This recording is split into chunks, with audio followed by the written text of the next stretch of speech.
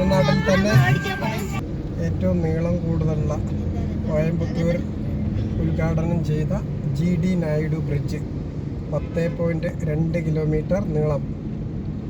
കോയമ്പത്തൂരിലെ ഗാന്ധിപുരം മുതൽ പീളമേട് കഴിഞ്ഞ് നീലാംപൂർ വരെ ഉള്ള ഒരു മേമ്പാലത്തിൻ്റെ താഴെയുള്ള ദൃശ്യമാണിത്. പോലീസ് പറയണം.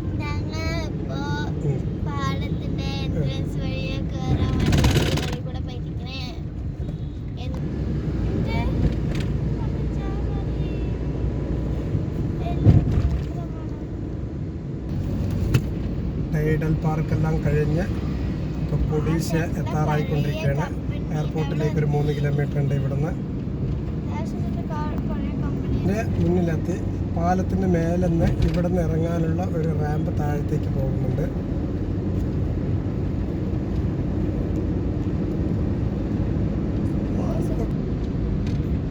എയർപോർട്ടിലേക്ക് ഇറങ്ങുന്ന പാലത്തിൻ്റെ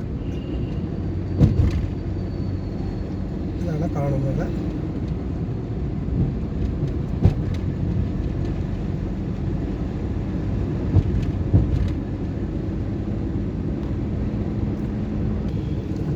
അങ്ങനത്തെ പാലത്തിൻ്റെ ഫിനിഷിംഗ് പോയിന്റ് ഇവിടെയാണ്.